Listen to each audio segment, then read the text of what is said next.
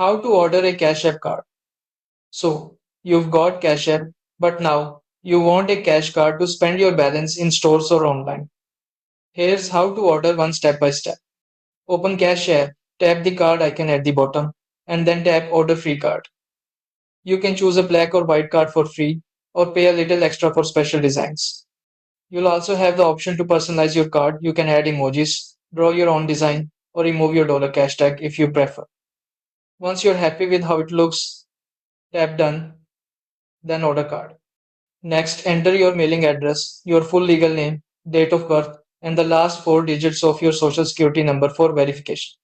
After confirming the terms, your card will be ordered, and you'll instantly see your virtual card number in the app. Your physical cash card should arrive within 7 to 10 business days, though many people get it sooner. Once it arrives, you'll just need to activate it before use. And that's it. That's how to order your free Cash App card in under a minute.